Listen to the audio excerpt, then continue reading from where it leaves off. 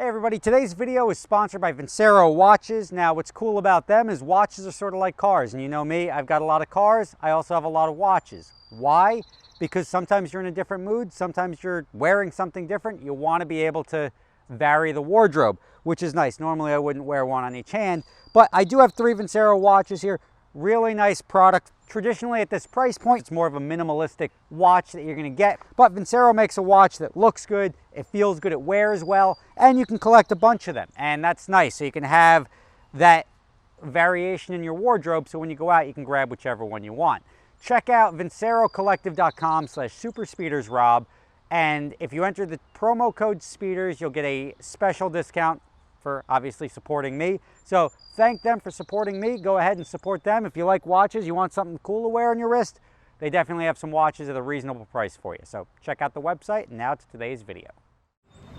All right, so the great change-up begins. Believe it or not, the last video I made about the 48 being for sale, I mentioned that I was going to sell this. Sure enough, I got an offer, and this car's sold. I got the money, or I got most of it already.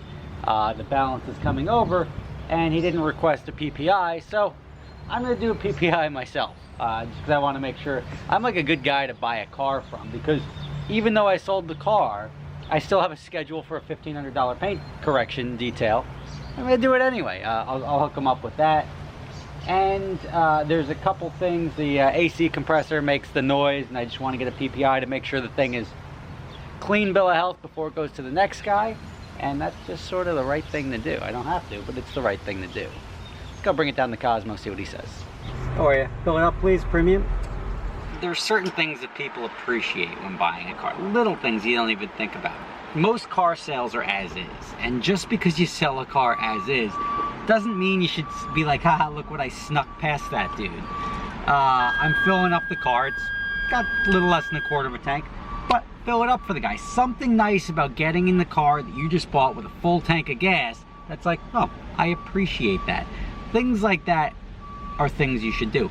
I'm also gonna go get the exhaust. I had the Kriesig exhaust that he mentioned that I talked about when I first bought the car that I never put on the car. He's like, how much do you want for it? I'm like, you know what? Like, I never put it on the car. You can have it. Just send me a video if you put it on. And you just have to create the fabrication for the exhaust tips, because I didn't have the piece for the exhaust tips for the hardware, and I just never got around to it. So, but there's no reason to sort of be like, hey, I sold it as is, don't have to worry about any of this, not my problem anymore. You want to give somebody a good car, you don't want to give somebody a problem. That's a big thing that happens when people trade cars, is they think they're getting rid of their problem. I'm going to give this guy a better car than I'm driving right now, because I'm going to paint correct it. Well, filling it up with gas doesn't do anything, but I'm also going to fix the AC compressor, and that's important. It's important to be I mean, if you don't know something, you don't know something, but it's as important as anything to be reputable and do something that you would want done for you. And that's why I'm getting a PPI, because if there's anything I don't know about, I want to find out about it, just so I'm confident that I'm delivering this guy a good car, and that's important. So keep that in mind. Now the happy little fuel gauge is full.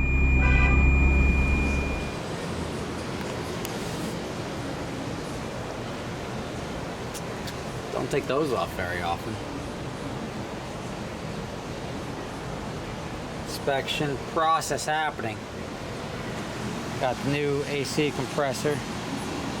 So, nicey nice. All right, so just left Corsa. So now the car has new AC compressor, not making any noise. Bringing it up to get the detail done. Then I'll throw the exhaust in it and we'll be good to go. See, I'm not even in gear. That's like, it's like a baseball card in the spokes, so to speak. Well, whatever it is, we'll find out. Of course, like, I hate it. It's like when you bring a car to a mechanic and they can't find out what's wrong with it. And then you like sell a car that has nothing wrong with it, and you're like, oh, look what I found out that's wrong with it. So hopefully the dealership will take a quick peek, because I don't want to give the guy something that's not as close to perfect, or at least diagnosed as possible.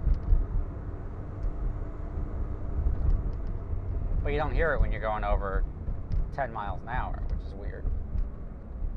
It's only when you're going slow. I just think it's a wheel bearing, to be honest with you. Because you hear that noise in the back. So I have a hard time believing that the wheel bearing is on its way out, and that's not the cause of the noise. It would be way too coincidental. But luckily I looked it up in the wheel bearings because I had them inspect the car, and they're like, yeah, the wheel bearings are on their way out. Wheel bearings like $200 through Exotic Auto Recycling. All right, so I just dropped the Ferrari off to get the final paint correction detail, first and final paint correction detail.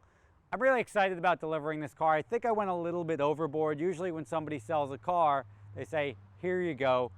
The guy who bought it, I actually met him down in Florida. He was at, when I went down to see the $10,000 Viper, they did a little like fan meet dyno thing, and he ended up being there. We were talking about cars, and sure enough, he's the one who reached out to me through Instagram and said, hey, I saw you mentioned in your video you're thinking about selling your 360. Would you sell it? I was like, yeah, all right. So that was a very, very easy, seamless deal. He knows me, knows the car. There's obviously nothing materially wrong with it. I tried to get everything I can taken care of. I wasn't too aware of the wheel bearing. I knew there was some sort of noise developing in the back. I don't like delivering it to somebody like that, but I did the paint correction. If you want to see what the finality is or what the final outcome of that little clicking noise in the back, I'm assuming it's probably tied to the wheel bearing.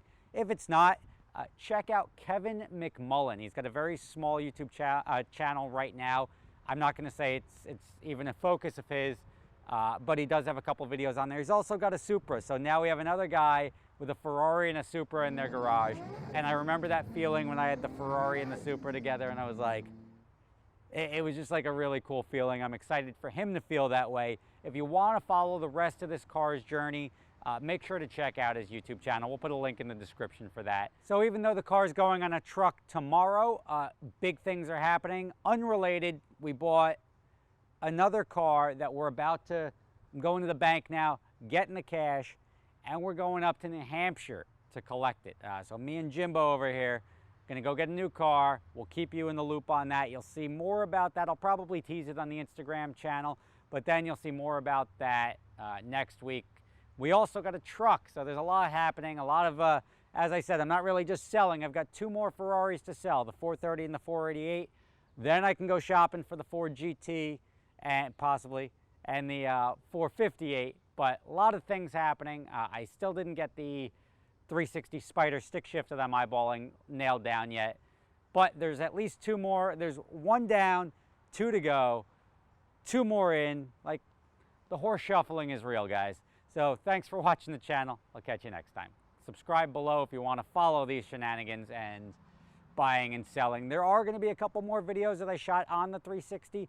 So the total cost of ownership, sort of a condition walkthrough. I've got a couple of things that I want to sort of wrap up that whole 4 years of ownership on the channel and share it with you guys. And you'll see those in the coming weeks.